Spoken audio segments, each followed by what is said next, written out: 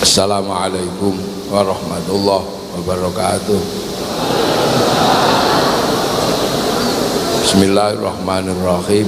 Bismillah, alhamdulillah.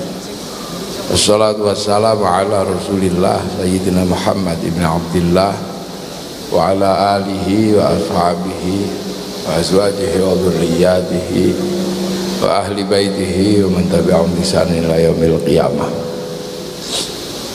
Para alim, para ulama, para kiai, seluruh yang hadir, yang kita cintai secara bersama-sama, Bapak Kiai Fathul Huda sebagai Bupati dan Bapak Kiai Nur Nahar sebagai Wakil Bupati, jajaran Ketua DPRD yang kita cintai, para hadirin wal hadirat yang berbahagia. Ini termasuk model baru, model anyar.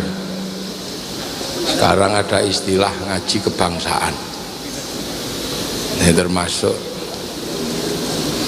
ngaji baru.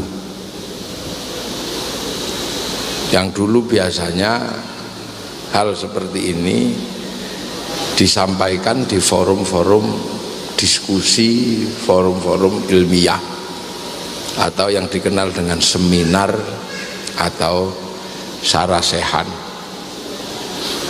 Tapi sekarang bahkan pengajian sudah nyampe kepada pengajian kebangsaan. Saya pernah ditanya,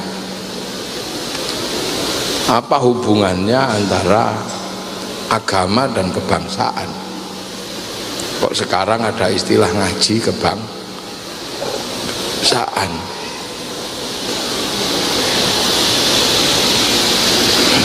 Ya, hubungannya ya karena agama itu untuk manusia. Lah manusia itu mengalami transformasi kehidupan yang kemudian menghasilkan perbedaan-perbedaan. Ini soundnya jangan diutek-utek ya. Dengar semuanya ini, tapi ojo didepno ning kupingku yang ini. Coba ini sing sound ini agak kesana gitu. Saya itu kalau dengar suara keras itu terus ingat suara istri saya.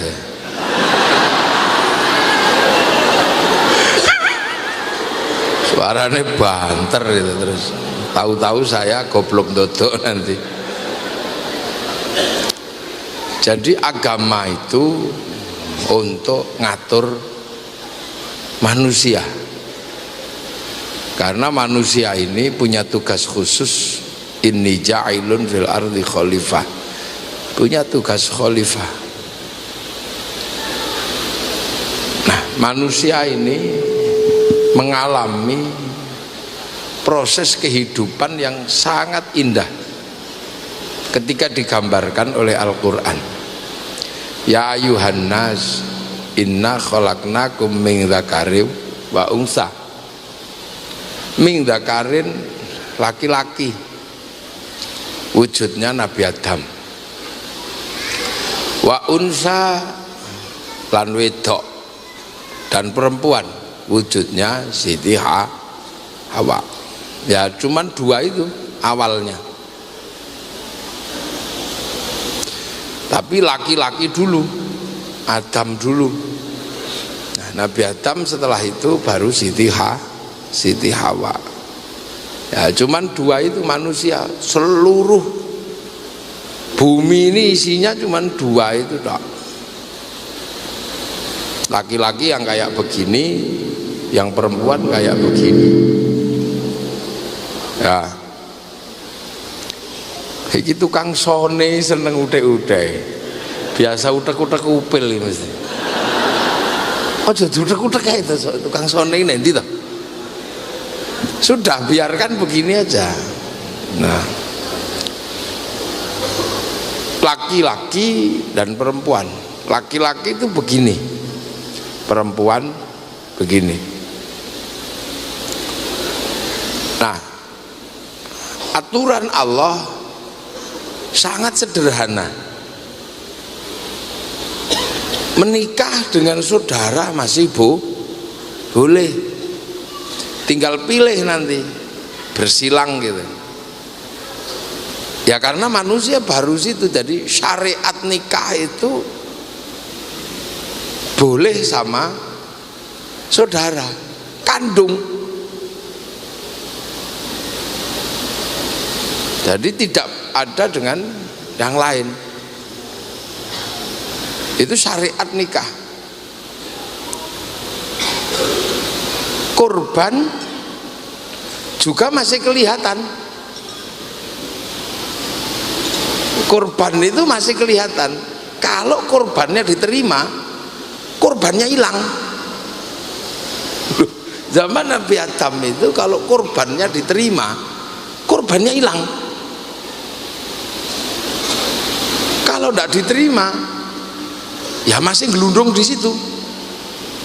Itu zaman Nabi Adam, zaman awal. Orangnya besar-besar, nikahnya juga masih sederhana, kakak adik atau kakak silang. Kurbannya juga masih sangat sederhana, diterima ya kelihatan, nggak diterima ya kelihatan. Artinya Tuhan masih sangat nampak, masih sangat jelas. Setelah itu Nabi Idris. Di zaman Nabi Idris anak sudah semakin banyak, maka pernikahan antar kakak dan adik sudah tidak boleh. Dan itu masih satu kampung kecil. Dan Nabi Idris masih bisa melihat malaikat. Jadi zaman itu malaikat itu belum gaib, tapi masih kelihatan. Loh, ini. Makanya ketika Nabi Idris ditanya oleh umatnya, ya Idris, kamu ngajak kami masuk surga, apakah kamu pernah lihat surga? Itu Nabi kedua umatnya sudah ngeyel begitu. Kalau umatnya Nabi Adam baru keluarga, ngeyelnya baru persoalan disuruh nikah, mau atau tidak mau. Tapi umatnya Nabi Idris sudah ngeyel. Jadi agama sebagai sebuah aturan Allah wis diayeli. Nanti kamu kalau nakal masuk neraka. Umatnya Nabi Idris, Nabi kedua sudah nanya, apa kamu lihat neraka ya Idris? Setiap hari begitu, karena umat ini sudah nggak lihat, tapi Nabi Idris masih tahu, mau dikasih tahu Allah. Cuman cara naiknya itu yang susah, kan gitu. Loh, makanya kemudian ada cerita Nabi Idris karena saking sumpeknya, kemudian ditanya terus sama umatnya. Akhirnya Nabi Idris bagaimana cara bisa masuk surga untuk bisa menjelaskan kepada umatnya. Nah, karena Nabi Idris itu masih bisa melihat malaikat, maka kemudian yang paling menarik adalah malaikat matahari. Maka begitu melihat malaikat matahari, Nabi Idris kepikiran, mungkin ini jalanku untuk melihat surga.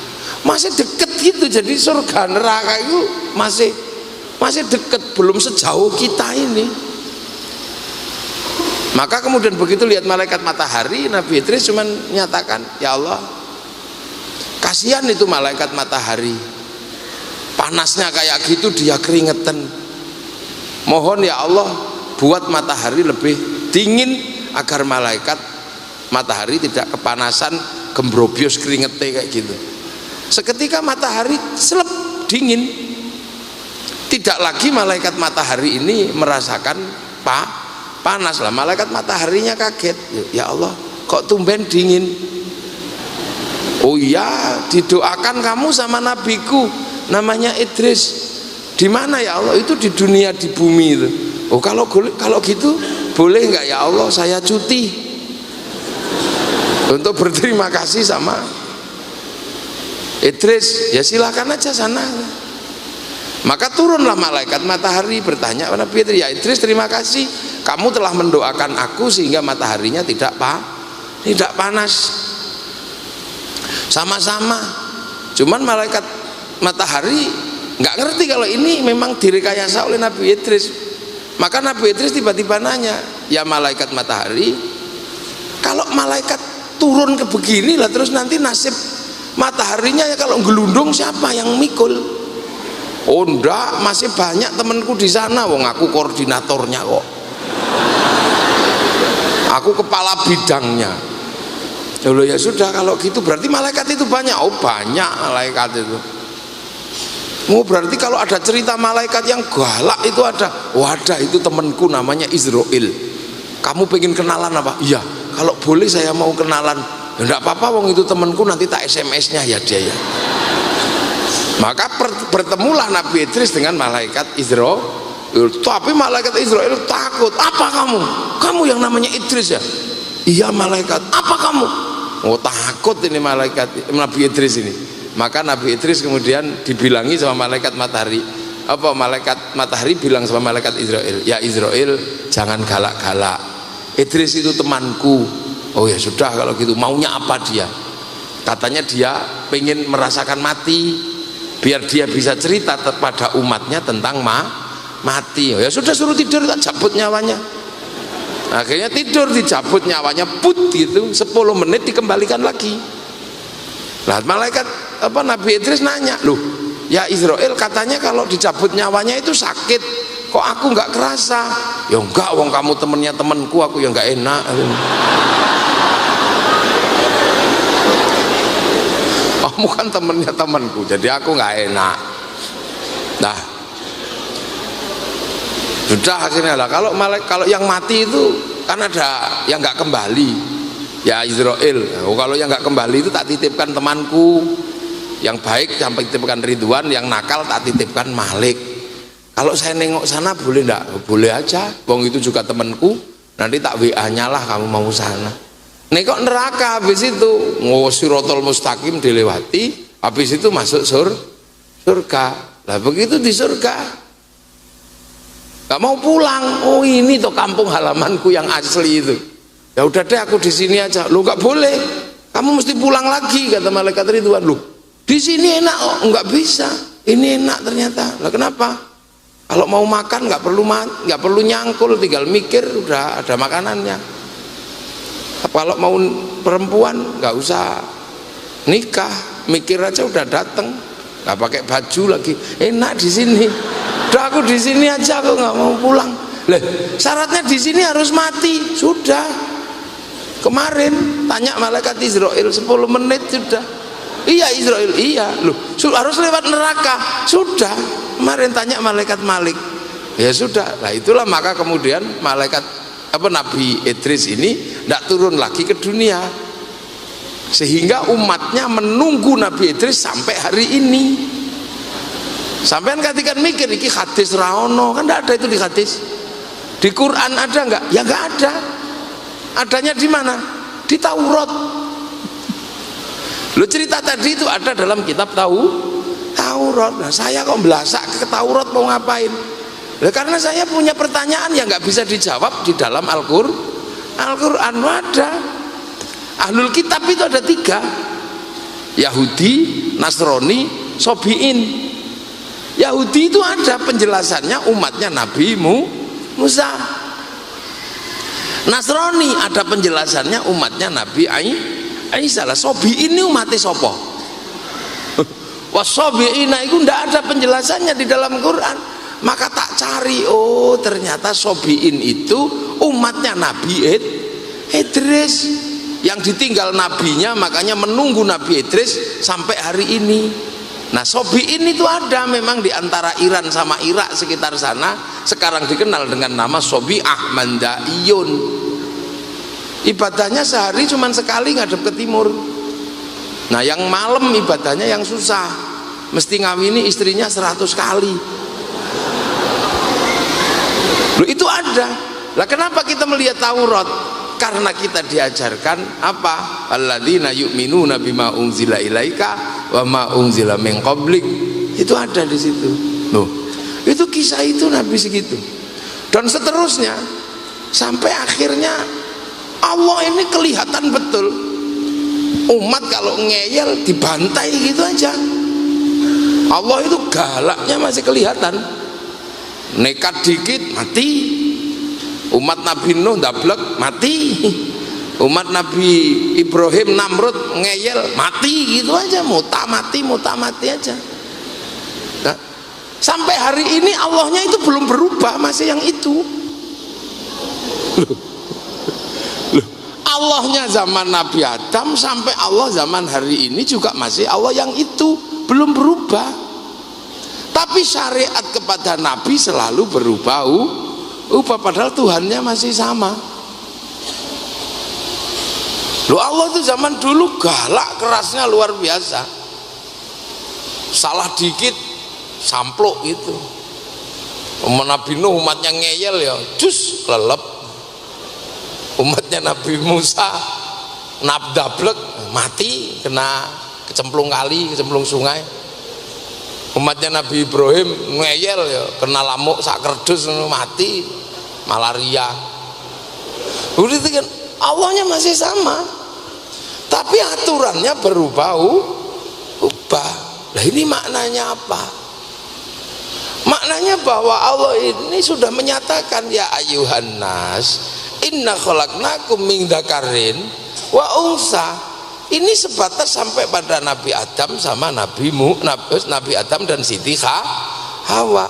Setelah itu waja'alnakum syu'uban, dibikin berbangsa-bangsa, bersuku. Tapi zaman Nabi Ibrahim baru satu bangsa, baru satu suku, kaumnya ya satu negara. Nabi Musa baru satu negara. Lah zaman Nabi Muhammad itu penyebaran manusia ini kan sudah kemana-mana, sudah berbangsa-bangsa, sudah bersuku, sudah kemana. Makanya ketika manusia ini masih satu bapak, satu ibu, satu keluarga, ya pelajarannya ya sederhana. Nabi Adam diajari nama, ini kambing, ini kucing, ini dinosaurus, macam gitu. Wa'allama Adamal asma, dia jadi itu. Nah setelah itu ya kasih nama sendiri, sudah tidak sesuai dengan pelajaran awal. Apalagi orang Jawa, tersuka dia aja kasih nama. Begitu bunyinya cek itu sudah keluar dari nama awal itu. Kalau nama awal ya enggak gitu. Cek, no tetet pentet, tekek tokek. Nah itu kan nama suka-sukanya aja sudah. Loh itu ketika kita ini hidup di zaman Rasulullah, ketika manusia itu sudah berbangsa-bangsa, bersuku, maka Allah menyatakan waja'alnakum syu'uban wa qabaila lita'arafu. Nah, ta'arafu itu kalau dalam ilmu depak, bahasa Quran terjemahan depak adalah saling mengenal. Sebenarnya ini bahasanya enggak pas. Ta'aruf itu bukan saling mengenal. Itu karena bahasa Indonesia enggak sanggup ngadepi bahasa Arab. Karena bahasa Indonesia ini bahasa baru, ngadepi bahasa Arab yang tua nggak sanggup. Wong bahasa Indonesia itu ketemu bahasa Jawa aja mati, kunduran truk itu sudah nggak bisa. Coba, apa saiki coba kunduran truk gitu, telusupen apa? Nggak ada. Mati bahasa Indonesia ini ketemu dengan bahasa Jawa, pecirit.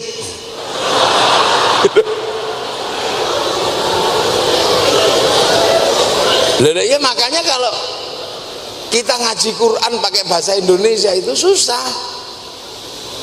asyhadu alla ilaha illallah wa asyhadu anna muhammadar rasulullah pakai bahasa Indonesia, masalah. Saya bersaksi tidak ada Tuhan selain Allah. Nah kalau pakai bahasa Indonesia masalah. Kenapa kamu dol? Tadi dipanggil polisi. Nah kenapa? Jadi saksi. Saksi apa? Saksi dol simat mencuri ayam.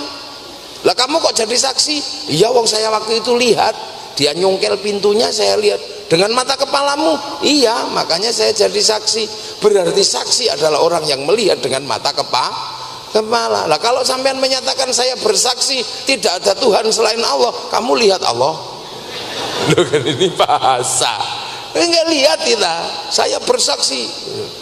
Bahasa Indonesia misalnya Bismillahirrahmanirrahim, dengan menyebut asma Allah yang maha pengasih lagi maha penyayang. Nah, sekarang ada guru bahasa Indonesia ada di sini. Saya mau tahu itu bedanya pengasih sama penyayang itu apa? Itu sampai kiamat kurang rong dino lu rampung itu. Opo. Makanya kalau pakai bahasa yang lebih tua misalnya bahasa Jawa rampung. Bismillah kelawan nyebut asmane Allah, Ar-Rahman idat kang welas asih ing dalam dunya lan akhirat, Ar-Rahim kang welas asih ing dalam akhirat bloko. Nah, rampung. Beres. Ini bahasa. Makanya orang Jawa ini kalau memahami Quran lebih mendalam. Makanya banyak sekali orang keliru memahami Quran ketika menggunakan terjemahan bahasa yang lebih mudah. Nah. Maka Islam punya konsep tentang bangsa, waja'alnakum syu'uban wa qabailah, yang sebelumnya nggak dikenal, berbangsa-bangsa, bersuku-suku, nggak saling mengenal. Umat Nabi Ibrahim itu yang mengenalnya ya cuman bangsa Mesir itu dan bangsa Filistin, sing hidungnya sama, keritingnya sama, warna kulitnya sama, karena rasnya ras Semit. Bahasanya ya mirip-mirip, makanannya ya masih kurma, naiknya ya unta. Makanya orang sana itu ada istilah Arab, ya. Arab ini Quraisy dan sekitarnya. Kemudian agak jauh dikit disebut Arabi, mirip orang Arab. Kita juga nggak bisa bedakan mana yang disebut mirip, itu kita juga nggak ngerti. Kemudian ada yang jauh namanya musta'riba, orang yang suka memirip-miripkan diri dengan orang Arab. Lah baru kemudian kalau India itu disebut Ajam, sampai Persia itu disebut Ajam. Ajamnya aja masih gede-gede begitu, kayak Sahrukan. Nah, itu Ajam. Nah kalau kita ini disebut apa kira-kira? Mustajima. Boleh ini makanya. Loh, makanya orang-orang ini ketika melihat bangsa yang berbeda, dia suudzon. Contoh orang Eropa melihat bangsa yang berbeda karena tidak diajarkan berbangsa-bangsa bersuku-suku, maka mereka menganggap orang di luar Eropa ini turunan monyet. Karena terus berubah jadi kayak begini kan, kecil-kecil gini. Ini turunan monyet. Bukan Arya, bukan bangsa Arya, tapi turunan monyet, evolusi dari munyo. Yang paling serem evolusi munyo itu ada di tanah Jawa, namanya Pithecanthropus erectus, Wajakensis dan Soloensis. Dan kita berbangga mengatakan bahwa inilah manusia tertua di dunia. Lah kalau kita yakini itu berarti sampean turunanmu munyo. Itu makanya ketika Belanda datang ke sini, dia dengan penuh kebencian melihat turunanmu munyo, wong ditembaki suka-suka dia aja. Christopher Columbus ketika sampai di Tanjung Harapan, masuk ke tanah Afrika, itu begitu lihat orang Afrika dengan kulit hitam, ya Allah, ini neraka ini katanya. Kenapa? Karena dalam keyakinan mereka orang yang tidak patuh pada ketentuan Tuhan masuk neraka, dan itu dibakar. Nah, bagi Christopher Columbus dalam catatannya, karena hasil pembakaran neraka, maka di Afrika orangnya hitam rambutnya keriting karena gosong. Duh. Inilah makanya ini yang namanya mereka tidak pernah diajarkan tentang bangsa. Mereka tidak pernah diajarkan tentang bangsa, makanya mereka punya teori dan kita kadang seneng karena di tempat kita disebut sebagai tempat nenek moyang monyet tertua yang berevolusi menjadi manusia. Lah kalau kita yakin itu dan percaya dengan teori itu, sampean turunan munyo udah. Ini. Nah, itu adalah perdebatan awal tentang manusia yang berbangsa-bangsa, yang bersuku-suku, ketika dunia sudah mulai bergerak untuk mampu melihat ke tempat yang berbeda. Tapi Islam semenjak belum ketemu bangsa yang berbeda sudah diajarkan bahwa manusia itu berbeda bangsa dan berbeda suku. Makanya umat Islam kemana-mana tidak pernah membedakan manusia, lah itu lebih bedanya. Ketika kaum muslimin kemana ya nggak membedakan. Oh, sudah ada patokannya di dalam Quran bahwa memang manusia itu berbeda bangsa, berbeda suku. Dan itu sudah dinyatakan di dalam Quran sebelum semua orang ketemu suku. Lah kalau sekarang kan semua orang tahu. Zaman segitu belum, Nabi itu dapat informasi dari mana? Wong orang Mekah belum keluar, masih di seputaran Mekah kok tahu kalau manusia itu berbangsa-bangsa, bersuku. Lah kalau sekarang ya tanpa diajari manusia tahu. Wong ada handphone, ada internet. Sampean tinggal klik aja cari suku paling aneh ada semua di situ. Potong suku Urdu keluar. Tuh, sekarang yang ribut ini Uighur, Xinjiang keluar.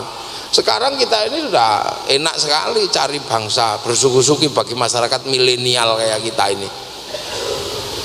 Orang milenial nggak susah. Kalau orang sebelum milenial, zaman mudanya Pak Bupati, mudanya Pak Wakil Bupati ini masih orang susah. Belum milenial, kalau sampean kan sudah milenial. Zamannya Pak Bupati muda, televisi satu dilihat orang sekampung. Ini loh, sampean nggak ngalami. Kemudian kalau akinya habis, menciut ngik gitu. Itu 30 tahun yang lalu sebelumnya. Dengar sandiwara sahur sepoyo, itu kayak bayangkan orang terbang. Padahal sambil baca ngetok-ngetok kudanya itu, rorok itu lari. Dengar mak lampir, masih takut karena gelap kira-kiranya. Itu 30 tahun yang lalu. Mau nonton hewan-hewan Afrika nunggu Flora dan Fauna TVRI. Mau melihat berita nunggu korannya Pak Lurah, seminggu berikutnya baru dikeluarkan dari kantor lurah, baru tahu berita. Nah sekarang sampean nggak perlu lagi diajarkan manusia berbeda suku, sampean tinggal ngeklik handphone ini senjatanya cuman ini dunia sekarang ada di sini. Ini orang milenial ketik aja di sini, tengu India keluar.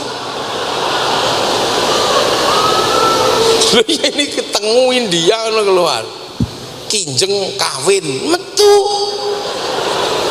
Kalau mau agak sedikit serem ya bokong India lu keluar itu. Ini manusia zaman kita, jadi keluar bedanya. Ini beda-bedanya keluar loh. Dulu zaman kita ini, zaman mudanya Pak Bupati sama Bu Bupati itu, kalau rindu mesti nulis surat cinta dan kertasnya berwarna pink. Itu di usia kita berwarna pink, kepada kekasihku di penjara suci. Oh, itu maksudnya di pondok pesantren. In holy prison, itu keluar dari penjara suci. Terus nunggu Pak Pos, rindu. Makanya zaman kita dulu itu rindu itu begitu indah, kangen itu begitu menyakitkan. Sampai delok cagak listrik itu kayak lihat wajah kasih kita. Lu saking rindunya, makanya cinta itu berdebar-debar kalau dulu. Sakit cinta itu. Maka janganlah rindu itu berat, Dilan. Dia orang dulu sakit. Makanya orang dulu kalau cinta itu susah dihilangkan karena tidak pernah ketemu. Sampean nggak ngalami itu. Generasi milenial itu cintanya tidak indah karena cintanya tidak lagi ditanam di sini, cintanya sebatas jempol. Begitu kangen foto karo melet.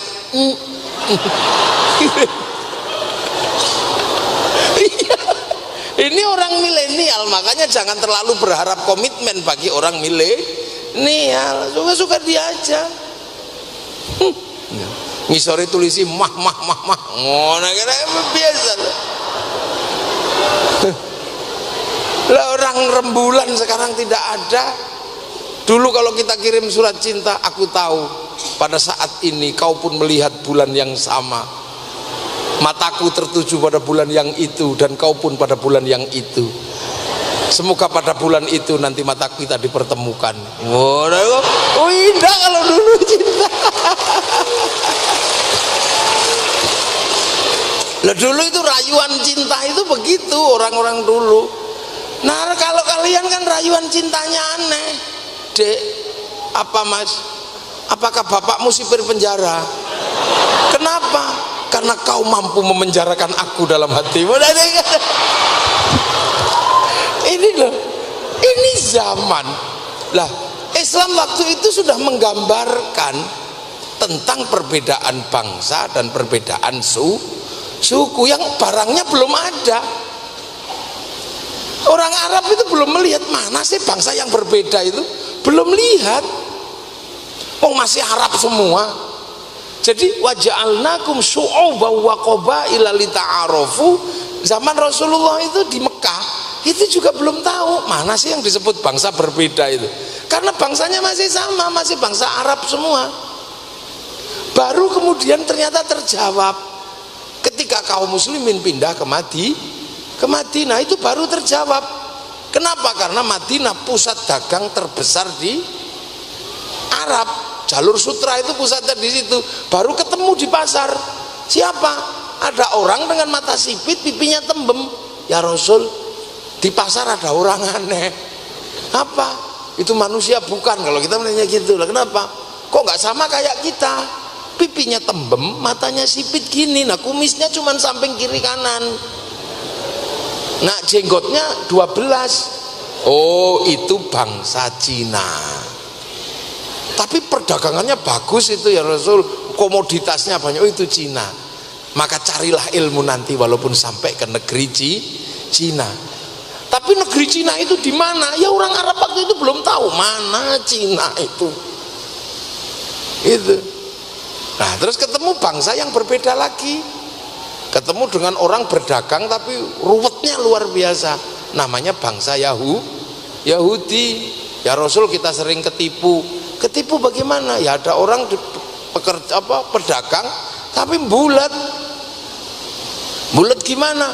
Suka nipu. 100.000 dijual 500.000, belum ditawar bilang ada yang nawar. Oh kalau model begitu biasanya Yahudi. Tinggal kamu lihat nanti bangsa Yahudi ini belum ketemu. Wong Yahudi itu adanya di Filistin, tapi begitu di pasar Yasrib ketemu. Nanti orangnya Yahudi itu cirinya gampang, nggak punya jenggot, terus walaupun tua rambutnya hitam, walaupun tua giginya utuh. Oh gitu ya Rasul. Iya itu Yahudi. Kalau ketemu sama orang-orang itu hati-hati, maka biar nanti ada bedanya, panjangkan jenggotmu. Kenapa? Karena orang Yahudi itu umatnya Nabi Musa. Lah Nabi Musa itu waktu mau dicabut nyawanya sama malaikat Israel ditempeling sampai kepalanya pecah. Lapor sama Allah, ya Allah itu siapa? Mau tak cabut nyawanya kok saya malah ditempeling. Oh kamu jangan macam-macam, itu Musa. Saya dulu saja ditantang kok. Ilmumu apa? Lu sama baca tafsir Ibnu Katsir itu ada. Saya pernah aku tahu ditantang orang cah sitok itu. Ilmumu entek lah ya Allah, udah habis dong. Enggak, masih tak kasihkan Khidir, dia gagal. Makanya nanti kalau ketemu dia hati-hati. Maka besoknya datang, ya Musa apa? Mau tak tempeling lagi kamu? Enggak. Nyawamu sudah expired. udah waktunya dicabut. Ya tapi bilang dong besok lagi, coba cabut. Oh, sudah dibilangi sama malaikat yang lain, rambutmu sudah putih, gigimu sudah rontok, jenggotmu sudah semrawut kayak begitu. Oh gitu ya, iya. Ya sudah kalau gitu cabutlah, dicabut. Nah orang Yahudi setelah melihat Nabi Musa dicabut karena rambutnya putih, giginya rontok, jenggotnya semrawut, terus mikir, oh awas ini tak bikin model baru. Maka orang Yahudi waktu itu suka nyemir rambut hitam, suka memperbaiki gigi, dan suka nyukur jenggot, biar kalau malaikat datang, oh belum waktunya. Ini kan gitu.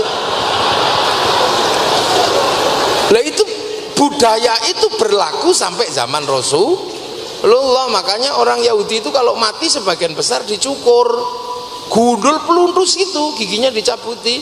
Maka dalam kitabnya orang Yahudi pernah ada cerita malaikat mungkar nakir itu pangling, kaget, ini kok ada bayi mati gundul gini. Wah tak serahkan sama Ridwan aja deh.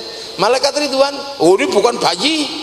Loh kok tahu bukan bayi? Ini bukan bayi, ini digundul, ini Yahudi. Enggak, kok nggak ada bulunya kok, ini bayi. Enggak, ini saya ngerti caranya gimana? Ya tak tunjukin lah, ini bayi palsu.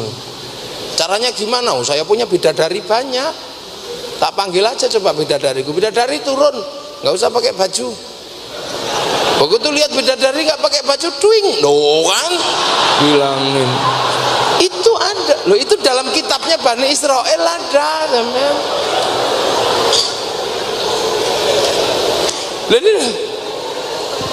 Nah berikutnya terus ketemu sama orang kaum muslimin yang pindah dari Makkah ini, ketemu di Madinah. Komoditas orang yang namanya orang Romawi. Orang Romawi itu kalau berdagang yang paling laris itu jubah. Cuman jubah Romawi itu ada korsetnya.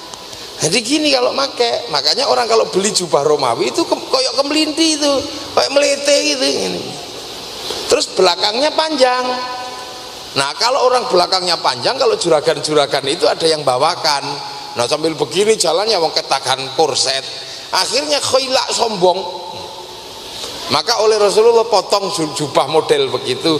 Maka kemudian muncul istilah isbal. Itu ketika ketemu dengan bangsa yang berbeda.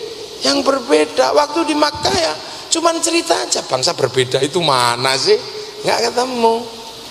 Nah itu loh, makanya Islam itu tidak pernah mengajarkan rasis, itu tidak pernah. Makanya belum pernah ada sejarahnya kalau perang orang Islam rasis, ini harus dibantai, tidak ada. Kenapa? Karena dari awal sudah diajarkan bahwa manusia itu memang beda, cuman ketemunya gantian gitu waktu masih di Arab keluar. Nah itu makanya terus kemudian ada istilah isbal, ada jenggot, itu ketika ketemu dengan masyarakat yang berbeda. Nah terus lama-lama bergeser lagi, ketemu orang Majusi yang ada di Persia. Lah ketika ketemu orang Persia, yang ketemu ke sana Sayyidina Ali, ketemu orang Majusi, Raja Rustum kemudian masuk Islam. Lah orang Majusi itu menyembah api.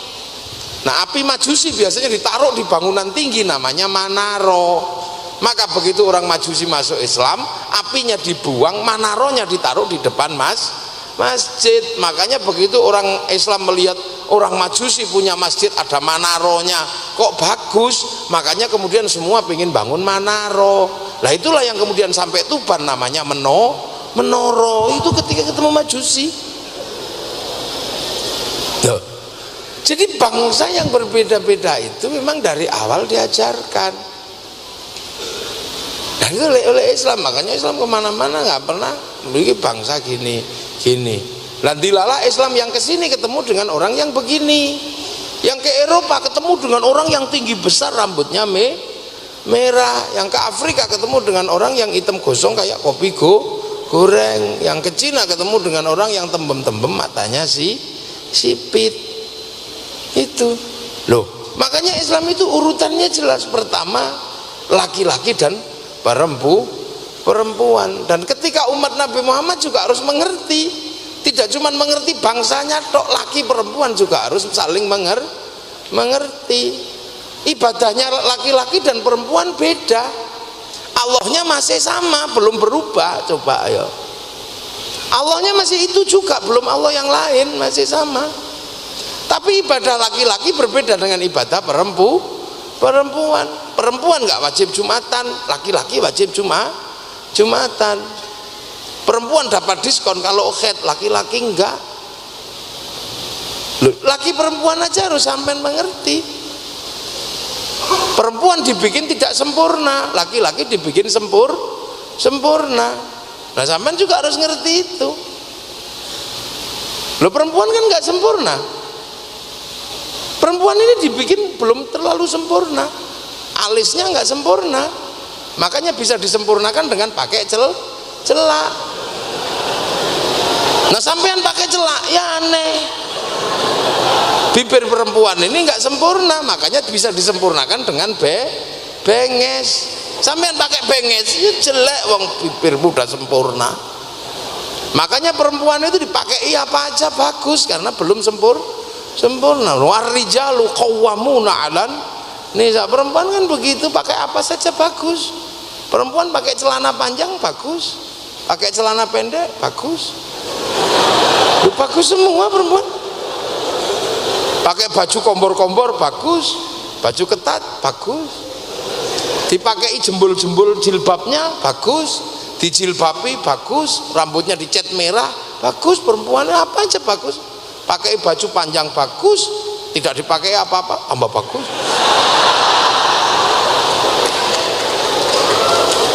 Nah, ini mesti dimengerti. Jadi ta'aruf dasar itu tentang laki dan perempuan. Makanya ini juga sampean mesti mengerti. Makanya laki-laki ini tugasnya menyempurnakan perempuan. Nah, karena apa? Karena menjadi laki-laki juga nggak minta, menjadi perempuan juga nggak minta. Itu ketentuan Allah. Kalau enakan menjadi perempuan, enak jadi perempuan. Surganya lebih dekat daripada surga laki. Lo masuk surganya lebih dekat perempuan daripada laki-laki. Laki-laki dan perempuan salaman gitu aja, dapat pahalanya nyium hajar aswad. Sampean mengoleh ganjarannya salaman tok. Ibu-ibu perempuan laki-lakinya tidur, terus ibu-ibunya jejer laki-lakinya, dapat pahala sholat di depan Ka'bah. Laki-laki cuma dapat pahalanya tidur. Nah, itu makanya nanti dicari hajar aswadnya, Bu, ya. Kok hajar aswadku panuan, nanti tahu nanti. Nah, ini konsep yang diajarkan oleh Islam. Jadi lita'arafu itu bukan cuman terkait dengan waja'alnakum syu'uban wa qabaila, tapi juga terkait dengan ya ayuhan nas inna khalaqnakum min dzakari wa unsa. Jadi harus saling mengerti laki-laki dan perempuan. Zaman Abu Jahal, zaman sebelum Nabi, laki-laki nggak ngerti dengan perempuan, makanya anak perempuan kalau kecil dibunuh karena dia nggak punya konsep itu. Lah oleh Rasulullah pengertian, perempuan yang dimadu terlalu banyak nggak enak, makanya dikurangi menjadi cukup 4 masih kebanyakan ya 1 aja. Makanya fa in khiftum alla ta'dilu, kalau kamu tidak bisa berlaku adil ya 1 saja. Nah, adil itu berat karena wadu syai'in fi mahallihi. Makanya konsep adil terhadap perempuan tidak bisa dijangkau oleh laki-laki walau harostum, walaupun kamu berusaha. Loh, makanya kalau yang kuat banyak ya banyaklah. Kalau yang kuatnya cuma 1 ya 1 aja. Pak Bupati yang kaya kuat, bupati aja cuma 1, masa sampean sing makan aja susah 2. Lah itu pengertian itu. Nah, itu Islam sudah ngajarkan itu. Makanya Islam tidak pernah melarang yang disebut dengan bagaimana mengangkat harkat perempuan. Apalagi kalau sudah berbicara tentang bangsa, kuncinya bangsa itu ada di perempuan. Almar'atu aimadul bilad, idza saluhat saluhal bilad, wa idza fasadat fasadal bilad. Ini kuncinya di situ. Jadi sebelum syu'ubah wa qabaila itu di perempuan. Karena seluruh kelahiran manusia dari perempuan, baik buruknya perempuan ya jadi baik buruknya anak. Laki-laki nitip anak cuman berapa lama? Paling 10 menit. Habis itu ngudut di luar. Kalau perempuan 9 bulan ini ngandung. Baik buruknya manusia tergantung perempuan. Kalau perempuannya sehat, anaknya sehat. Kalau perempuannya makanannya bergizi, anaknya sehat. Kalau perempuannya kalau tidur suka mengkurep, anaknya penceng. Kalau perempuannya suka deres Quran, bahasanya halus, keluarnya anaknya lembut.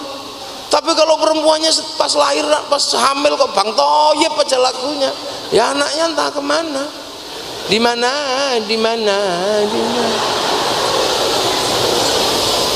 Loh, ini makanya program pemerintah pertama ini juga tidak boleh melupakan perempuan. Bu Bupati ya, Bu Wakil Bupati jangan lupa, Pak Bupati sama Pak Wakil Bupati diingetin, tiangnya Tuban ini perempuan gitu. Ya, karena Rasulullah yang menyatakan bahwa perempuan ini adalah tiang negara. Habis itu 9 bulan ngandung, habis itu 2 tahun kasih susu. Ya, kalau susunya bergizi anaknya sehat. Makanya anak itu kalau sama ibunya paling dekat, kalau bapak gak dekat gayanya tok. Gini loh Pak, Dek ngurus anak, begitu anaknya nangis yang bangun ibunya, bapaknya makanya anak itu kalau digendong ibunya sampai selempang ini ya tidur, bapaknya baru gitu. Nah, itu maka perempuan sini. Loh, ini kuncinya. Makanya Islam itu sebuah bangsa itu ditegakkan pertama kali adalah menegakkan harkat derajat perempuan. Kalau bangsa yang tidak menghargai perempuannya, ini bangsa pasti akan hancur kok, hanya masalah waktu. Karena perempuan ini penerus generasi. Perempuan juga nggak boleh sering-sering dimarahi. Karena kalau perempuan suka dimarahi, hatinya panas. Nah, kalau hatinya panas, air susunya persis di atas jantung. Jantungnya panas, susunya panas, ibaratnya santan blondo. Diminum bayi juga nggak sehat. Lah ya, makanya perempuan nggak boleh diomeli. Jangan sekali-sekali ngomel perempuan. Wong perempuan itu memang suka ngomel kok diomeli. Nah, perempuan kalau ngomel itu kan hanya buang sampah. Nah, kalau lagi buang sampah, sampah kita jangan ditutup. Nah, itu makanya kemudian Islam tidak pernah melarang gerakan ibu-ibu perempuan, itu nggak pernah dilarang, karena kunci kehidupan berikutnya ada di sini. Maka pendidikan yang lebih ditekankan itu mendidik perempuan. Perempuan kalau bodoh susah. Ceritanya cuman kancil nyolong timun, susah. Anaknya ya kriminal nantinya, nolong aja ceritanya. Loh, itu juga ada di perempuan, nggak ada bapak-bapak anaknya nangis itu. Nah, itu makanya perempuan ini menjadi kuncinya kehidupan. Makanya kalau ngerusak sebuah bangsa, rusak dulu perempuannya. Makanya sekarang kalau mau ngerusak bangsa, perempuan yang dirusak. Nah, itu bisa kita lihat media sekarang ngerusak perempuan luar biasa. Apa? Ya iklan apa aja kan perempuan. Sampai iklan bantrek perempuan, iklan semen perempuan, iklan laki-laki tinggal 2, mencret sama ndas ngeluh.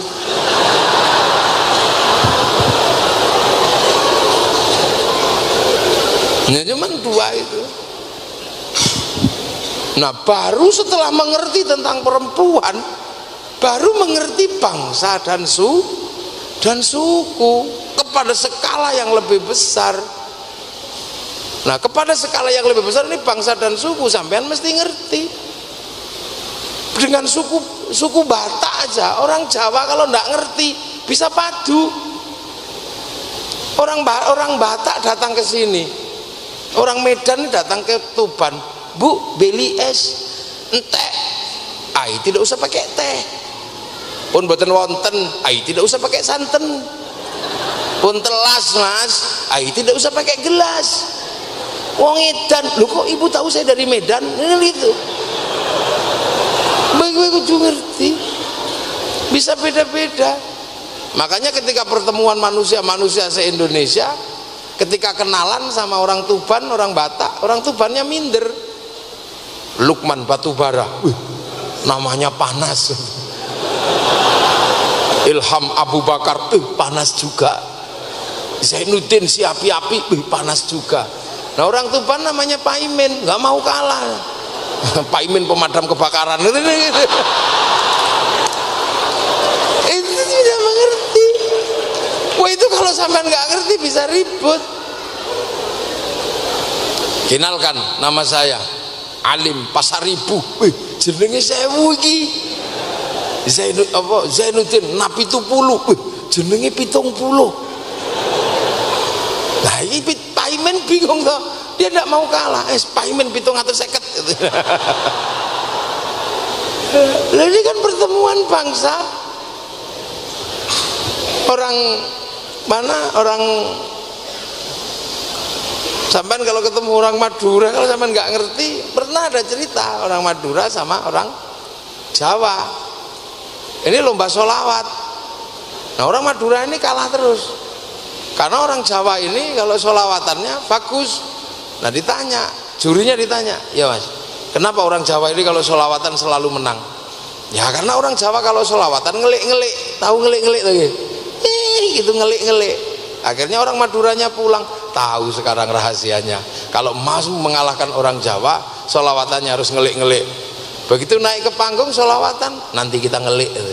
Ketang-tung, sholatullah li. Salamullah li.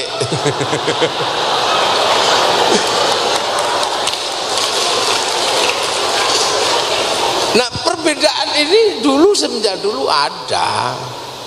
Orang Surabaya sama orang Sunda. Orang Surabaya ini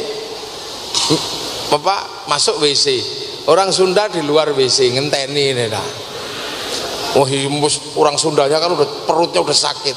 Begitu keluar buka pintu gitu, apa langsung orang Sundanya bilang atos katanya. Atos mau mencret atau atos gitu.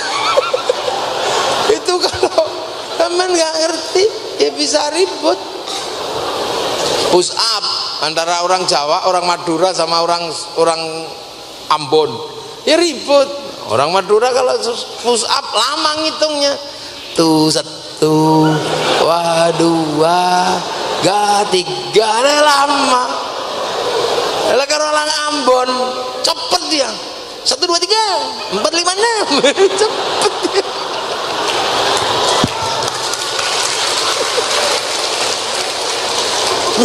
Ini bangsa dan suku sama dengan sampean.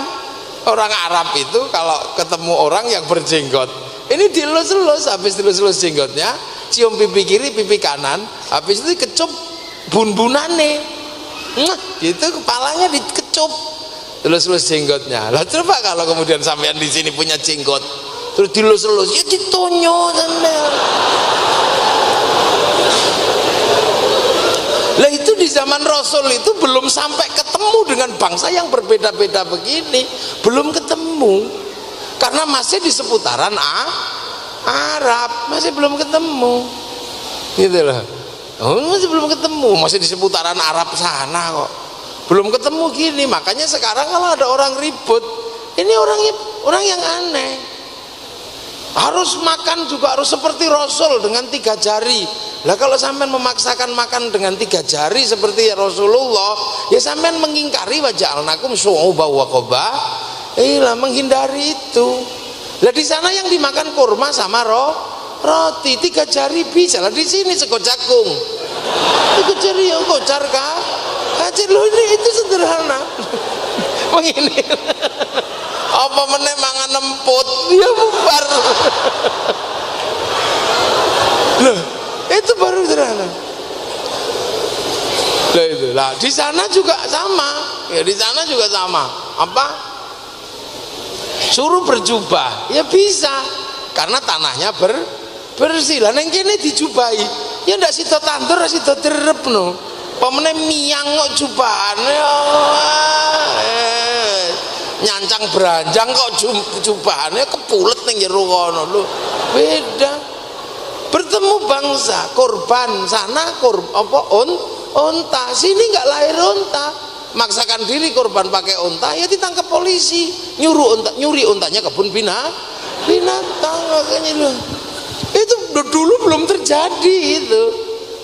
Makanya masih satu, makanya hadis itu seputaran itu belum ketemu kok. Begitu. Zaman Rasulullah seluruh gambar haram, tidak satu pun ditemukan kehalalan gambar.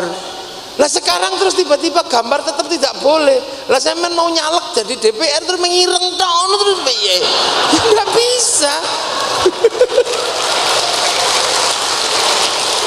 Terus kalau bikin paspor terus nggak ada fotonya, ireng tok. Susah, lu coba. Ayo, ini itu dulu masih seputaran sana. Tapi oleh Al-Quran sudah diajarkan waja'alnakum syu'uban wa qabaila. Lah, pertemuan Islam dengan seluruh bangsa-bangsa suku-suku terbanyak itu di sini. Pertemuan dengan suku paling banyak itu di sini, di Indonesia. Cari Negro ada di Irian sana, cari Jawa, cari Cina adanya di sini. Inilah tempat puluhan bangsa dan suku. Jadi waja'alnakum syu'uban wa qabaila ini adanya di sini. Di sana nggak ada. Loh, makanya Islam itu dari dulu diajarkan jangan melupakan sejarah perjalanan panjang manusia ketika dari satu sampai berbeda-beda. Makanya biar gak lupa ketika masih satu punya tugu namanya Ka'bah, inna awwala baiti wudi'a lin-nasi lalladzi bi Bakkah mubarakah.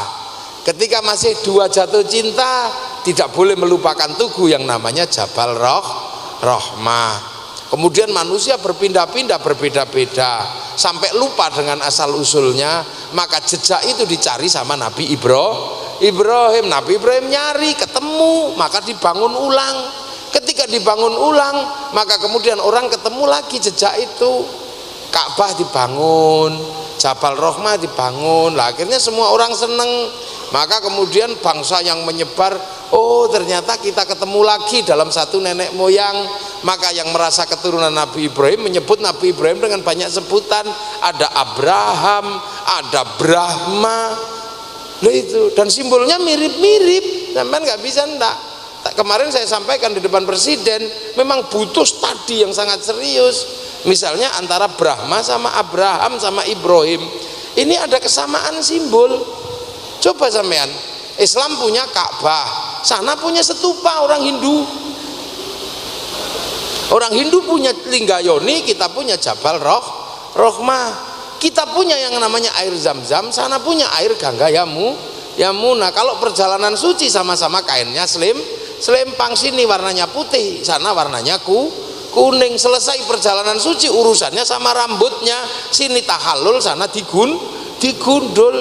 Kalau sujud sama-sama batuknya, sini hitam 2, sana 8. Selesai beribadah sama-sama kurban, sini kurban apa namanya Idul Kurban, sana hari raya Gadri. Loh, makanya orang tidak boleh olok-olok agama orang, karena kita dulu ini sama, ada kesamaan. Sistem perbedaan berikutnya. Lah maka kemudian Islam itu biar nggak lupa ada pelajaran napak tilas dengan sejarah masa lalu. Jejak Nabi Ibrahim bangun Ka'bah diabadikan namanya makom Ibrahim. Nabi Ismail jejaknya diabadikan dengan Khijir Ismail. Jejaknya Sofa Marwah di Siti Hajar diabadikan, lempar setannya diabadikan, dan kita disuruh napak tilas namanya ibadah haji. Jinjitnya mesti dicontoh, lempar batunya dicontoh, batunya habis sampai payung dilemparkan. Ini sama kan. Loh, makanya ketika para wali datang pertama, Islam tidak boleh pergi haji, disuruh Jumatan di masjidnya masing-masing 41 kali, karena khawatir ketika imannya belum kuat, begitu pergi ke Mekah kaget, loh di sini kami nggak boleh nyembah batu, sampai kok di sini batu juga, ngono kan juga susah sampeyan yo. Nah inilah, nah ini napak tilas gitu lah. Makanya kita ini baru kemudian diajarkan, oh memang manusia sudah berbeda berbangsa-bangsa, bersuku, dan ketemunya terus berkembang. Waktu pindah ke Persia baru ketemu suku Persia ini masih Arab, masih ini. Lalu ketika kemudian geser terus lah, ketemu di sini ketemu orang kayak begini-begini. Nah ini maka kemudian Islam selalu mengajarkan jangan lupakan kita ini berbangsa-bangsa, bersuku. Lah tegaskan kembali di dalam Al-Qur'an apa? Laqad khalaqnal insana fi ahsani taqwim. Aku bikin kalian yang terbaik. Tapi di zaman Rasulullah terbaik ini kan sudah berbeda-beda. Versinya kan sudah bukan satu. Terbaik versi Arab ya kayak gitu, hidungnya mancung, rambutnya merah. Terbaik versi Eropa ya tinggi besar, rambutnya merah. Terbaik versi Cina tembem-tembem, sipit-sipit. Ahsani taqwim versi Eropa, versi Afrika ya hitam gosong, itu terbaik. Makanya Naomi Campbell bisa menjadi seorang fotomodel terkenal di Eropa karena itu terbaik versi Afrika. Lah kita walaupun kecil-kecil gini ya versi terbaik ala Indonesia, tetap ahsani takwim. Tapi semua yang berbeda ini tsumma radadnahu asfala safilin, akan turun menjadi derajat yang rendah. Illal ladzina amanu wa amilus sholihat, kecuali yang iman dan berbuat baik. Loh makanya ulama-ulama datang ketika ketemu aksani takwim yang berbeda, sudah diajarkan waja'alnakum syu'uban wa qabaila, ndak kaget. Maka ketika ketemu orang kayak gini aksani takwim begini, diajarkan dengan amanu ya versi model begini.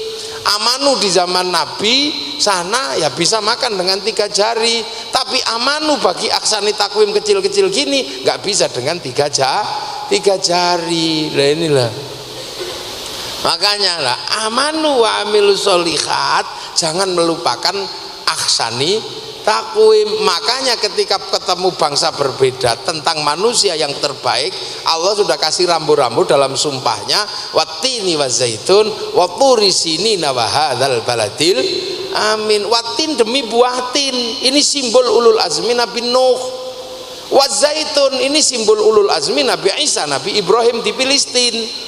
Waturi sinina ini gunung Tursina, simbol ulul azmi Nabi Musa, masih gunung, masih buah-buahan.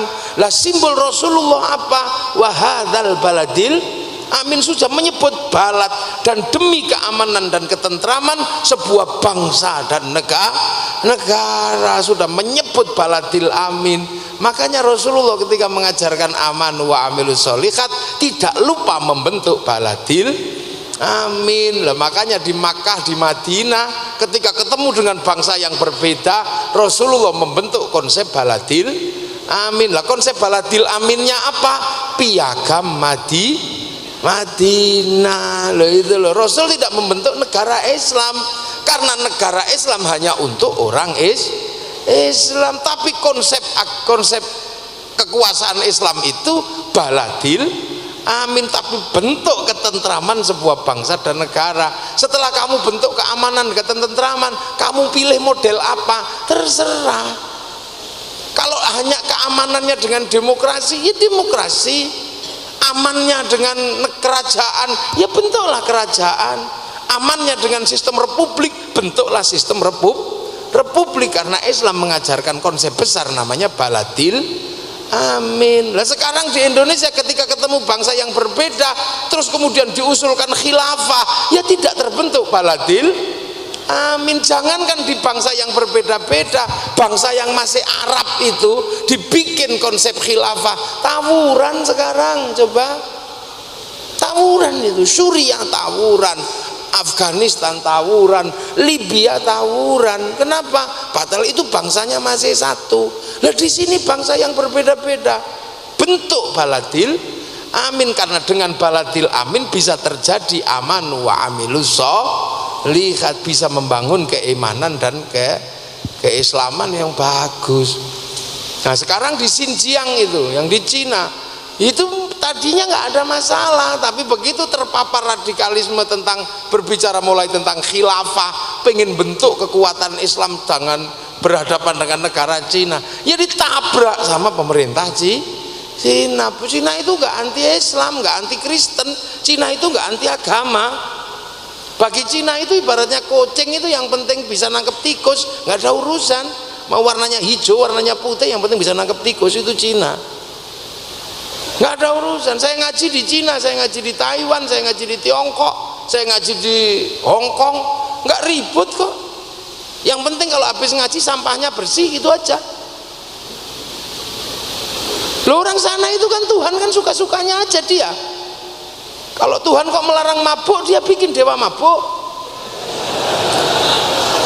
Emang penting. Cina kan gitu aja. Orang Tuhan kok ngelarang judi, dia bikin dewa judi. Mana ada di sini ribut dewa kok judi. Sana dewa, orang suka mabuk bikin dewa mabuk, orang suka perang bikin dewa perang, orang suka judi bikin dewa judi. Makanya di sana ada film lucu yang orang juga nggak ribut. Bagi orang sana Sun Gokong itu, Sun Gokong itu kalau tidak terjadi di sini ribut itu. Sun Gokong itu naik kayangan, coba menghancurkan kerajaan Tuhan itu. Kalau film itu di sini, ngamuk itu orang sini. Itu sama dengan cerita itu, cuma ada 2 di dunia. Yang satu ceritanya orang Tuban.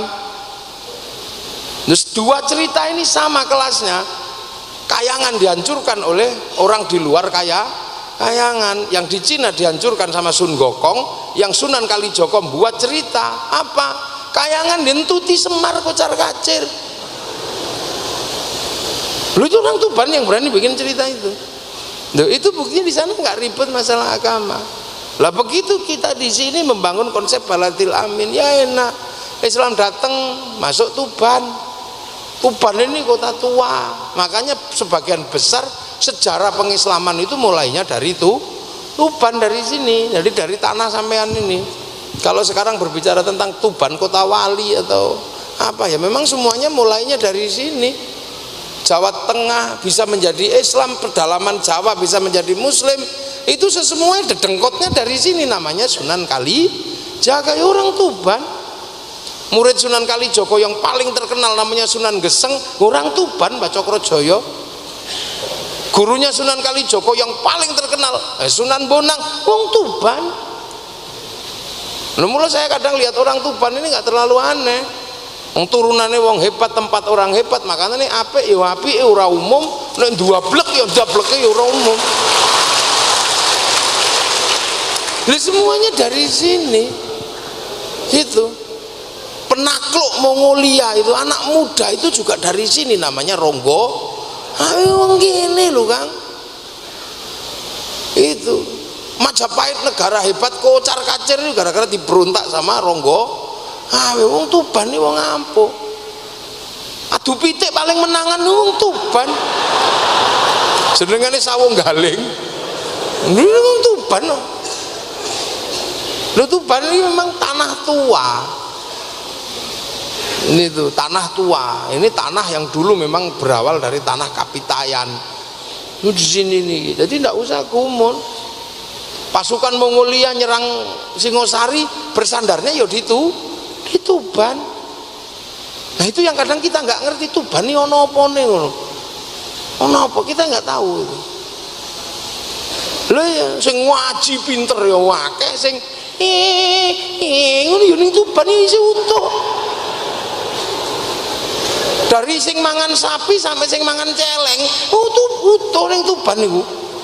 Sing doyan sapi yo akeh, sing doyan celeng yo isih akeh ning Tuban niku. Sing ngombe banyu putih sampai sing ngombe iyo akeh yo ning Tuban. Ini memang Pak Bupati butuh ini seorang antropolog yang khusus meneliti Tuban ini. Tuh lengkap kok. Ini lengkap, Tuban ini lengkap. Tuh wali-wali besar ada di Tuban. Mbah Ibrahim Asmorokondi Tuban. Gitu. Ketika kemarin saya sudah janji sama Pak Bupati, saya harus menyelesaikan ini hari jadi Kabupaten Tuban.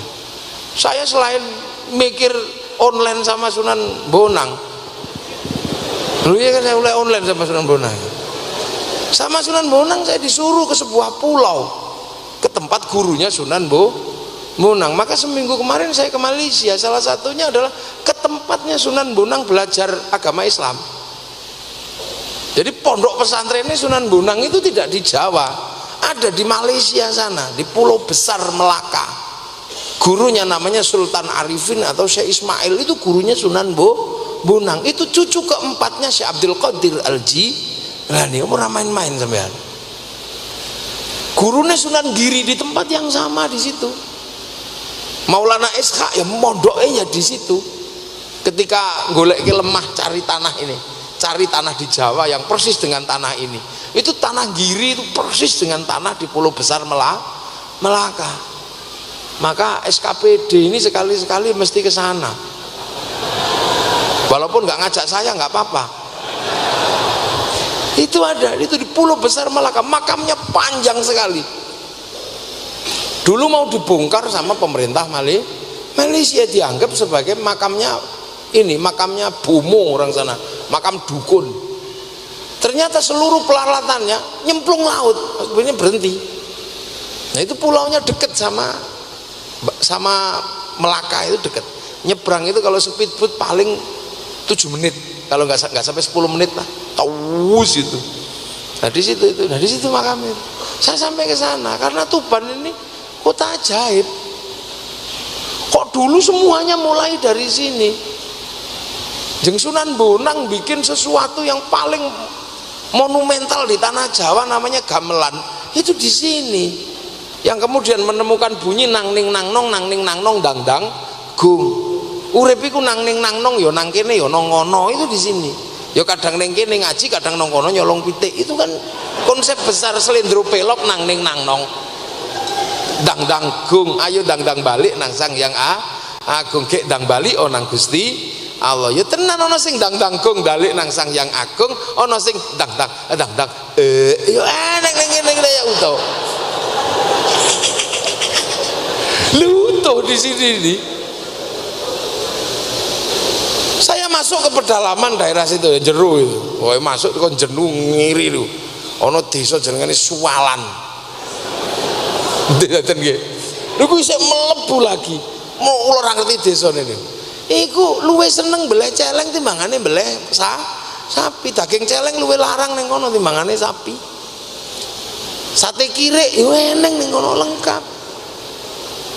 Niku, lho iki kutha tesih lengkap lho iki secara antropologi. Dan waktu niku enten sing melakukan penelitian tapi nggak sanggup meneliti Tuban. Salah satunya naminipun Denis Lombat, nggak sanggup meneliti Tuban ketika nulis kitab Silang Nusa Jawa Silang Budaya ora sanggup nulis Tuban itu. Saking ruwete Tuban itu. Nek diurai niku. Kalau diurai itu ruwetnya luar biasa Tuban. Jadi butuh studi yang sangat serius. Apa betul kemudian hari jadinya dimulai karena Ronggolawe diangkat menjadi Adipati Tuban. Loh, Ronggolawe itu si putrane Arya Wiraraja. Lah Arya Wiraraja niku panggonane teng Sumenep niku. Yang sebelumnya menjadi raja di kerajaan di daerah Lumajang. Ini itu tadi sebelumnya itu sudah ada kekuasaan di sini nih. Derenge Ronggolawe itu sudah ada kekuasaan di zaman Singosari. Karena pemberangkatan pasukan melawan Mongolia niku kayak mriki. Jadi ekspedisi Pamalayu, ekspedisi yang paling ditakuti kali pemerintah Mongolia niku namanya Pamalayu. Sing kapale niku didamel teng Tuban yang sanggup ngangkut 2.500 tentara, 1.500 kuda. Sing untuk nabrak kapal Mongolia yang sanggup ngangkut 1.500 tentara, 500 kuda. Lah kapal Kertanegara kayu Tuban sanggup ngangkat 2.500 tentara, 1.500 jaran. Coba. Itu di sini. Nah, mulai ini di sini, Tuban ini butuh penelitian yang sangat serius. Tidak semata-mata kemudian apalagi saat ini terus kemudian berubah setelah jadi kabupaten istilahnya Bumi Wilwatikta berubah menjadi Bumi Wali. Paling akeh ning kene lho. Sunan Kalijogo, Sunan Bonang, Mbah Brohim Asmara Kondi, Sunan Geseng. Iki duwe papat. Lamongane mung duwe loro. Sunan Derajat iku ya mung siji tok berarti. Gresik Sunan Giri, Mbah Makhdum Ibrahim. Surabaya siji. Sing duwe paling akeh niku Tuban. Wali. niku. Lah semua ini mulai kok Tuban sampai NU niku sejarahnya ndak bisa dipisahkan dari Tuban. Sing saiki senengane khol, senengane nopo niku dari sini. Ulama-ulama Mbah Sufyan niku di sini, Mbah Jabar neng kene. Penakluk Bairawa apa Pong Bairawa terakhir niku Mbah Jabar. Itu di sini. Karo Mbah Ganyong. Mbah neng kene kabeh. Iki Tuban, nanti Tuban ini daerah utuh. Klenteng ono, masjid ono kabeh ning ngene. Jadi miniatur Indonesia iyo Tuban iki. Yang kita mulai gedek zikir sampai gedek mendemi ono ning ngene. Ini lengkap itu di sini. Sing mulai ngombe sampai ngombe ini lengkap. Mulai sholatu khairum minan naum karo tang ya isi ono ne Tuban. Dan kita komplit pokoknya Tuban ini termasuk daerah komplit. Mula kok dadi bupati Tuban nih layak tadi gubernur. Ya, menyelesaikan iso rampung Tuban iki lho. Ngono, ning ndi ana demo pendopo diobong, daerah Tuban ora enak. Itu kalau udah Tuban kan diberi diobong, saiki dadi apik. Nek ora diobong ya ora apik dadi apik malah. Ini. Jadi makanya wong Islam paling ndak kagetan. Nah begitu ketemu Tuban ini zaman biyen konsepnya piye ngono. Masyarakat Islam ketemu dengan masyarakat yang kayak begini. Lah mula para wali zaman biyen dari sini nih. Niki coba wali niku tukule ora kok Tuban wong ruwet. Tapi berhubung dari Tuban kekuasaan ada, sistem sosial ada, masyarakatnya ono. Mula terus muncul istilah-istilah besar dari Tuban niku yo kathah. Sunan Bonang damel konsep napa aja lali sangkan paraning dumadi niku yo king mriki. Sing akhirnya menghasilkan tembang besar jenenge Mocopat ning mriki. Mocopat yang menjalankan kehidupan manusia sing teko urip sampai mati kuwi ning kene tok.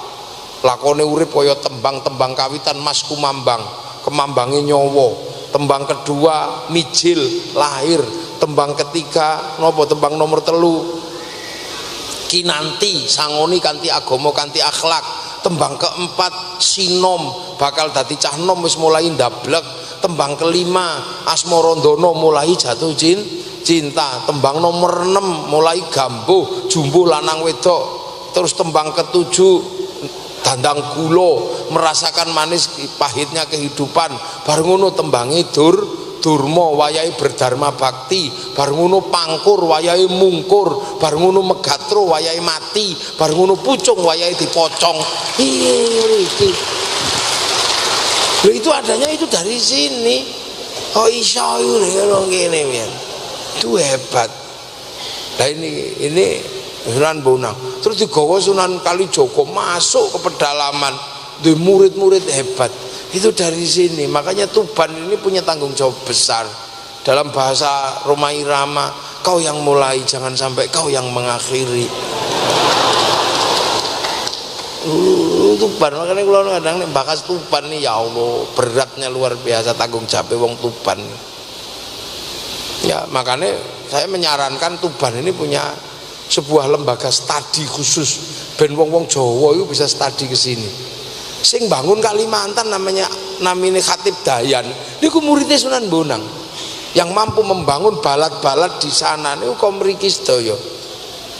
Baladil Amin di sana dibangun kerajaan-kerajaan sing isine mempertemukan antar perbedaan sing mauni bersuku-suku berbangsa-bangsa raja hamba dilebur karo jenenge musyarakah sing sakniki dikenal dengan konsep masyarakat.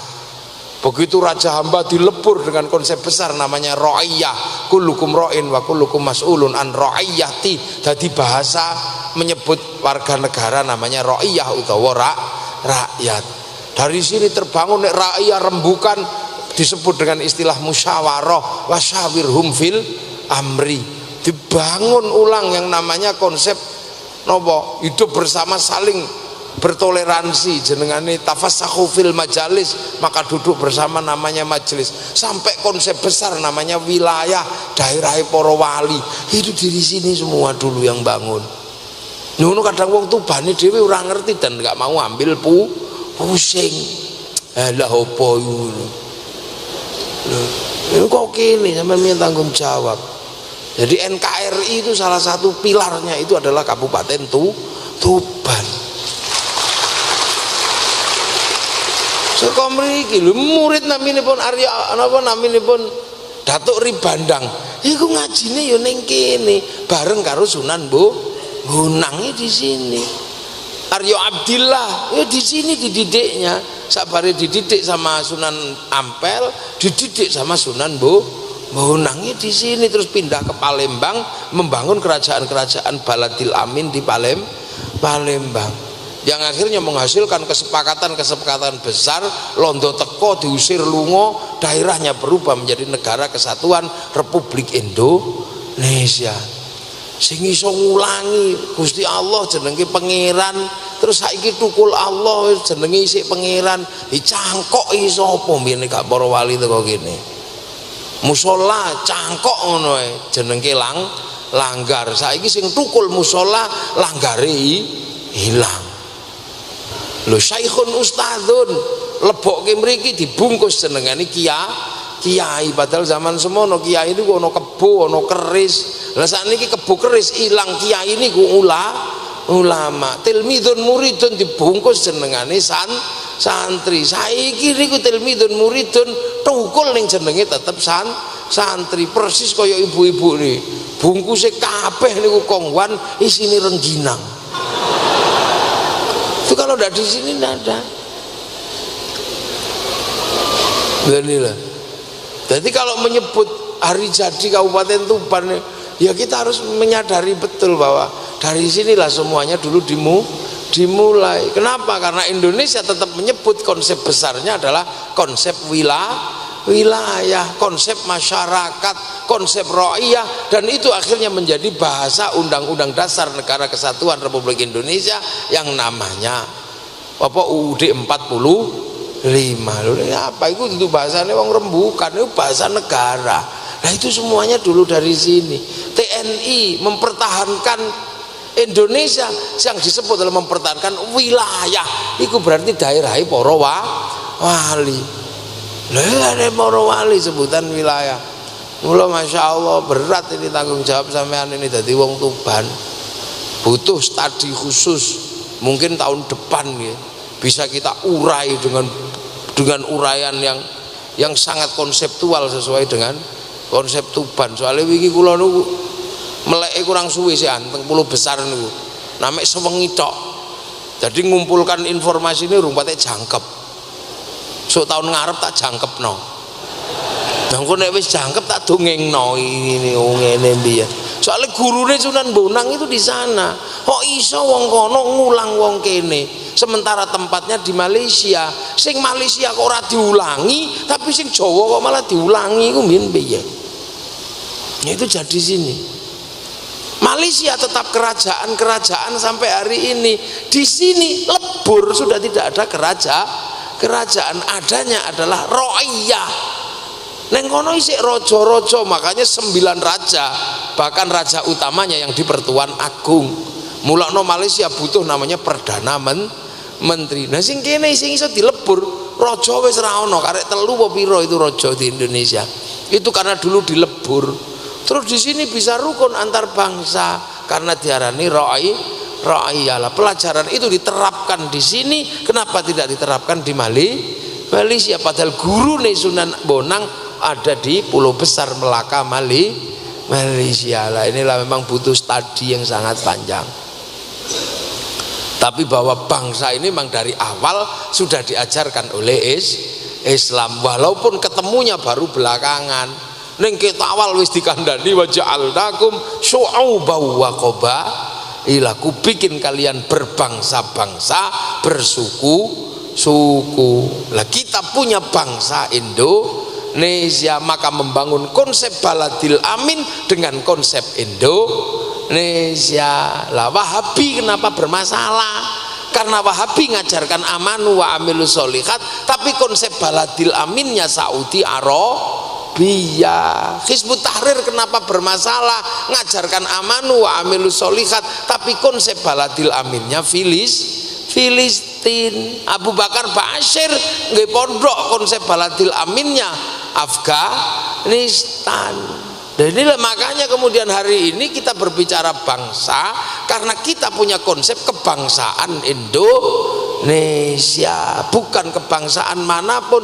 Islamnya tetap sama, semuanya bersumber dari Arab, tapi membangun konsep baladil aminnya dengan konsep Indonesia. Pertemuan antara konsep baladil amin Indonesia dengan konsep Islam yang datang dari Arab sampai hari ini kita pegang, menghasilkan konsep besar Islam, namanya Islam Nusantara.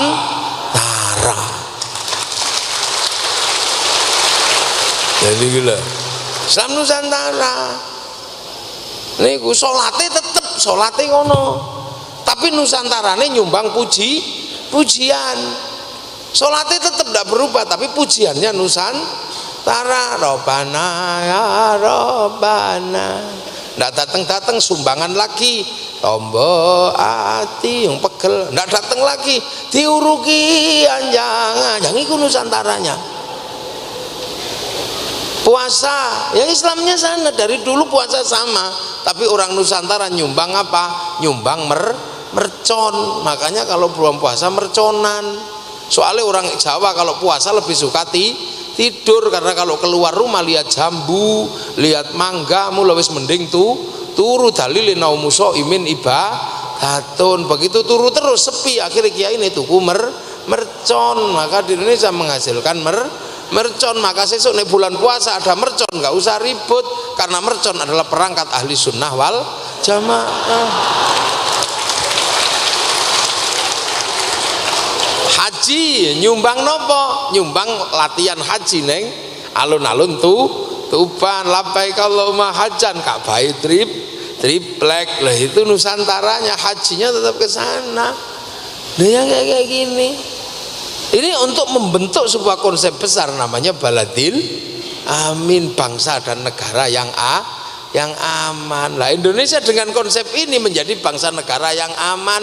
Benderanya tetap pakai bendera merah putih. Begitu pakai bendera khilafah ya ora aman. Kita pakai Pancasila, aman dengan ketuhanan yang Maha Esa. Tapi begitu kewajiban menjalankan syariat Islam bagi pemeluknya, ribut, tidak aman. Maka mendahulukan keamanan sesuai dengan konsep-konsep dasar beragama, inilah yang disebut konsep baladil amin. Ya, nah itu amma ba'du. Ya mukaddimah aja. Jam piro ini? Oh, dah jam 12. Jam 11 kurang seperempat. Ya itu.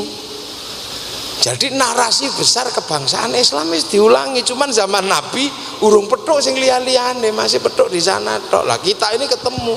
Kita nggak tahu, jangan-jangan besok ini masih ada bangsa lagi. Kayak bangsa Irian belum ditemu, ke Islam belum sampai sana. Sampean akan pusing lagi nanti kalau ketemu dengan Islamnya bangsa Irian.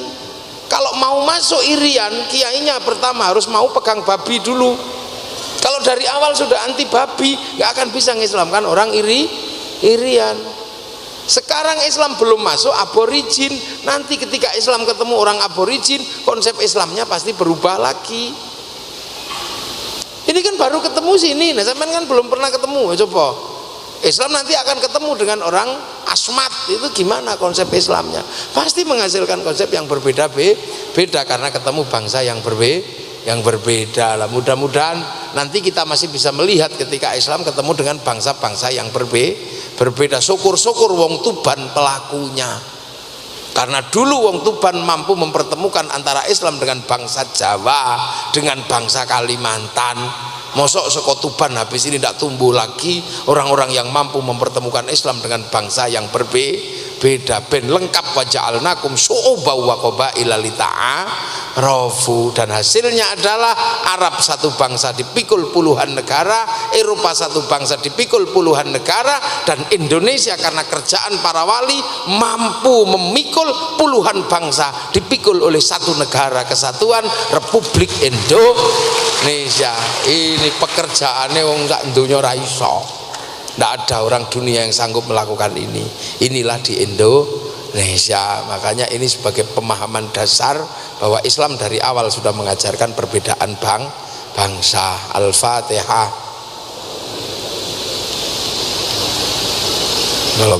Bismillahirrahmanirrahim. Alhamdulillahirabbil alamin. Hamdan na'imin hamdan syakirin hamdan yuwafi ni'amah yukafi'u mazidah. Ya Rabbana lakal hamdu kama yanbaghi li jalali wajhikal karim wa 'azimi sultanik. Allahumma aftah alaina futuhal arifin hikmatika wa rasul alaina rahmataka wa sakina wa nasina wal jalal wal ikram. Biridhuka ya Allah, syafatu rasulika ya Allah, ij'al auladana dzurriyyatina alamidana lil ilmi lil khair lil ibadati muslimin qiyamul iman. Ya baina ummahatina masyayikhina wajdadi wajdatina wal jamil masyayikh wal muassis Tuban. Allahumma ighfir lahum warhamhum wa'afi ma'fanhum. Allahumma la tahrimna ajrahum wa la taftinna ba'dahum waghfir lana wa lahum. Allahumma ja'al qabrahum mutamiradil jinan. Allahumma ja'al rahmatan fi jamil qubur min Allah Muhammadur Rasulullah bi aqidatil muslimin ma'in irji'i ila rabbika radiyatan mardiyah fadkhuli fi ibadi wadkhuli jannati. Rabbana atina fid dunya hasanah wa fil akhirati hasanah wa qina adzabannar. Sallallahu alaihi sayyidina Muhammadin walhamdulillahi rabbil alamin. Al-Fatihah. Ghairil maghdubi alaihim waladdallin. Amin. Ihdinas siratal mustaqim. Assalamualaikum warahmatullahi wabarakatuh. Allahumma shalli ala sayyidina Muhammad. Taqabbalallahu minna wa minkum wa taqabbal ya karim. Terima kasih diaturkan, mudah-mudahan apa yang disampaikan beliau menjadi sebuah ilmu yang sangat bermanfaat untuk kehidupan kita bersama dalam hidup berbangsa dan bernegara. Bapak Ibu hadirin hadirat rahimakumullah, dengan disampaikannya barokah doa menandai berakhir sudah seluruh mata rantai acara ngaji kebangsaan bersama Kiai Haji Ahmad Muwafiq dari Jogja. Marilah kita tutup dengan bacaan hamdalah alhamdulillahirabbil alamin.